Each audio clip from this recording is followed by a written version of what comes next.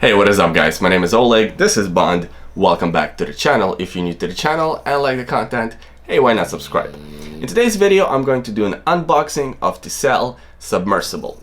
I already own a Tisell watch. I own the Tisell Marine Diver, which is very similar to this watch. Both of them are based on the Rolex Submariner. Both of them are homages or copies, depending on your point of view, but this video is not about that.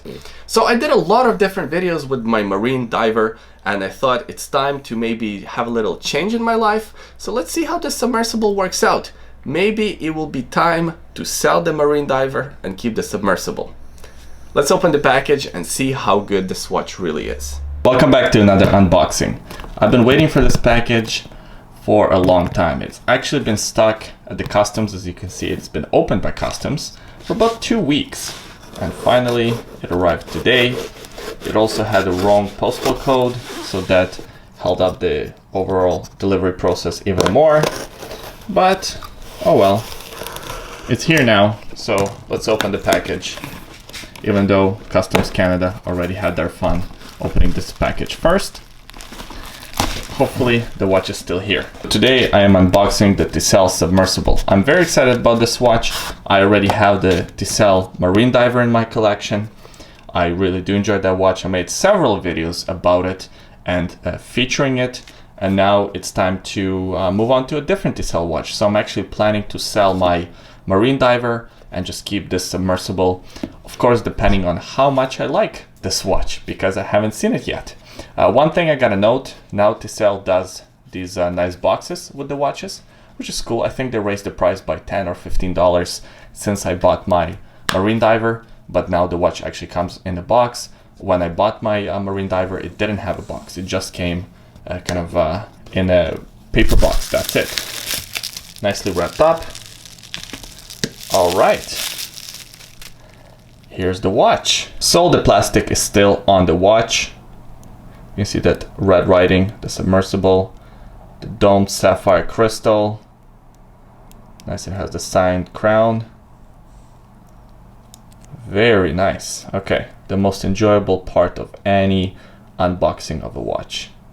Oh, that just feels good. That feels right. Let's just look at the bezel action. Very good, very solid. A bit of backplay actually. Not too much, but I'm sure the bezel will kind of wear in, so to speak. That's exactly what happened with my previous Tisell. And it does align properly. Okay, very nice. We have the ceramic bezel. No date. I actually really like the fact that this watch has no date. From time to time, it's nice to have a watch without a date, especially automatic watch without a date, so you can just throw it on your wrist, set the time and go, instead of having to set the date first. I know a lot of you guys don't set the dates, but I do like to set date in my watches, so that just holds me back.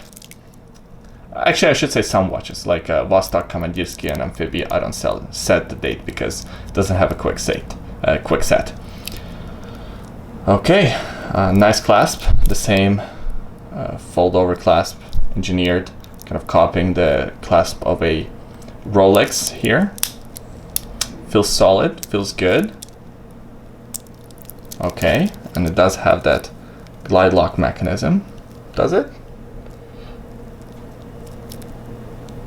No, it doesn't. This one doesn't have the glide lock mechanism.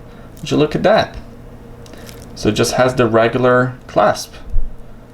Very interesting. Okay. I really do like that glide lock. Well, that's too bad.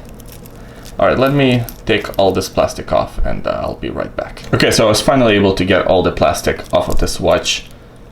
Still has kind of same complaints that I had with the previous watch, this protruding lug. Although it seems to be a bit better. It's not protruding as much. I'll have to compare it side by side with the Marine Diver to really see the difference and to see if there is a difference. Still has that high beat Miyota movement. This one is the no date, of course. Looks like it has the artificially aged, what looks like radium loom, but I don't think it is a radium loom.